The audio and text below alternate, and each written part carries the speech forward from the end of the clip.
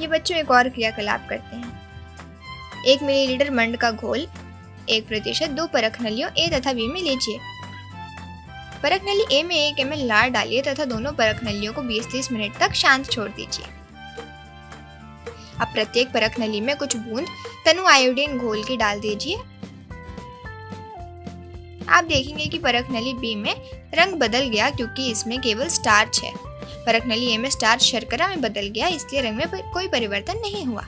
इससे ये पता चलता है कि परख नली B में स्टार्च है जबकि परख नली A में स्टार्च नहीं है। तो बच्चों, इससे हमें ये पता चलता है कि लार स्टार्च को दूसरे पदार्थ में बदल देता है। लगभग एक ही आकार के तथा बराबर मृदा वाले 2 गमले लीजिए। एक में पौधा लगा दीजिए तथा दूसरे गमले में पौधे की ऊंचाई की एक छड़ी लगा दीजिए। दोनों गमलों की मिट्टी प्लास्टिक की शीट से ढक दीजिए जिसमें नमी का वाष्पन ना हो सके। आप देखेंगे जिस गमले में पौधा था उसकी प्लास्टिक की चादर में पानी की बूंदें नजर आ रही हैं। वाष्पोत्सर्जन की क्रिया में जो जल वाष्प बनकर उड़ रही है वही बूंदों के रूप में नजर आ रही है, जबकि दूसरे गमले में जिसमें लकड़ी है पानी की बूंदें नजर नहीं आ रही हैं।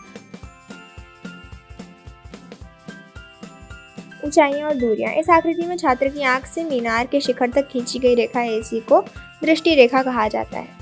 छात्र मीनार के शिखर की ओर देख रहा है। दृष्टि रेखा और क्षैतिज रेखा से बने कोण BSC को छात्र की आंख से मीनार के शिखर का उन्नयन कोण कहा जाता है। इस प्रकार दृष्टि रेखा प्रेक्षण की आंख के उस वस्तु के बिंदु को मिलाने वाली रेखा होती है जिसे प्रेक्षक देखता है। देखे गए बिंदु का उन्नयन कोण उस स्थिति में दृष्टि रेखा और क्षैतिज रेखा से बना कोण होता है, जबकि देखा जा रहा बिंदु क्षैतिज स्तर से ऊपर होता है, अर्थात वह स्थिति जबकि वस्तु को देखने के लिए हमें अपना सिर उठाना होता है। आइए हम आकृति 9.2 में 2 स्थिति पर विचार करें। बालकनी में बैठी लड़की मंदिर की सीढ़ी पर रखे गमले को नीचे की ओर देख रही है। इस स्थिति में दृष्टि रेखा क्षैतिज स्तर से नीचे है। दृष्टि रेखा और क्षैतिज रेखा के इस प्रकार बने कोण का अवनमन कोण कहा जाता है, नीचे होता है, अर्थात वह स्थिति जबकि देखे जाने वाले बिंदु को देखने के लिए हमें अपना सिर नीचे झुकाना होता है।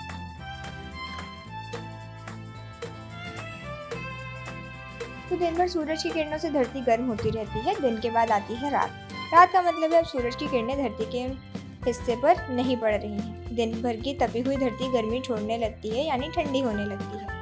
धरती की छोड़ी हुई गर्मी आमतौर पर आकाश में बिखर जाती है, पर इस बिखरने के वक्त ही ग्रीन हाउस बीच में टांग अड़ा देता है। कैसे?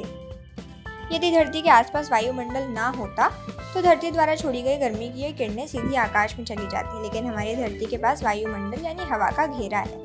इस वायुमंडल में कई गैसें हैं जैसे ऑक्सीजन, नाइट्रोजन, कार्बन डाइऑक्साइड, पानी की भाप आदि। इनमें से कुछ गैसें ऐसी हैं जो धरती द्वारा छोड़ी गई गर्मी की किरणों को रोक लेती हैं। बच्चों, अब हम रूसी क्रांति के बारे में पढ़ते हैं। यूरोप के सबसे पिछड़े औद्योगिक देशों में से एक रूस में ये समान करने की प्रक्रिया उलट गई।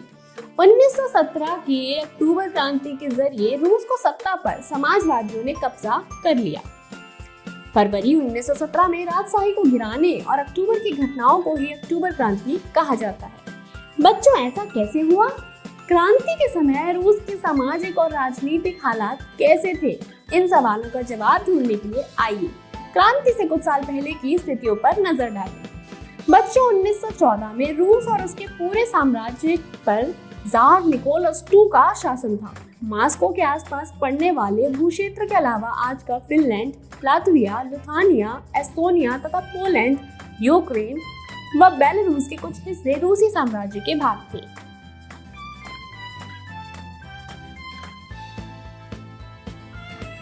पौधों को बढ़ने के लिए हवा, मिट्टी और पानी की जरूरत होती है। चलो देखें शिकारी पौधे क्या होते हैं। कुछ पौधे ऐसे भी होते हैं जो चूहे, मेंढक, कीड़े मकोड़ों और छोटे जीवों का शिकार करते हैं। इनमें निपेंथिस सबसे ज्यादा मशहूर है। इसका आकार लंबे घड़े जैसा होता है जिसके ऊपर पत्ती का एक ढक्कन लगा होता है और घड़े से खास खुशबू निकलती है जिसकी वजह से कीड़े उसकी तरफ खींचे चले आते हैं। पौधे के ऊपर पहुंचते ही कीड़े अंदर फंस जाते हैं और बाहर नहीं निकल पाते और ये पौधे बड़ी चतुराई से उसका शिकार कर लेते हैं। इनमें निपेंथिस सबसे ज्यादा मशहूर है जो कि ऑस्ट्रेलिया, इंडोनेशिया और भारत के मेघालय राज्य में पाया जाता है। So, let us start reading. I request one of you to volunteer and read aloud the text from your book. Very good. Now I will explain to you the part we just read. On the 16th of June 1730, Gulliver the sailor and his team saw a land. The captain sent a dozen men with containers to bring water. There was no river and not a single person on the land. Gulliver went to explore it. The land was dry and full of rocks. When he turned back to join his team, he saw them in the boat and they were moving at fast speed, trying to get the ship which was at a distance. There was a giant man chasing them, but he was unable to reach the boat. Seeing this, Gulliver got scared and climbed up a steep hill. On the hill, he was surrounded by barley fields on both sides. The corn plants were almost 40 feet long. He also saw a fence there, which could be used to pass from one field to another.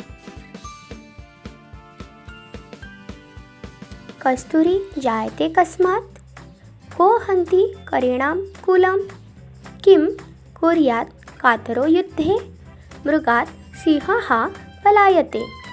कस्तूरी कहाँ से उत्पन्न होती है? हाथियों के कुल को कौन मारता है? कायर व्यक्ति युद्ध में क्या करता है? हिरन से शेर भागता है। इन पहेलियों के उत्तर है कस्तूरी किससे उत्पन्न होती है? मृग से। कौन हाथियों के समूह को मारता है? सिंह। कमजोर व्यक्ति युद्ध में क्या करे? भाग जाए।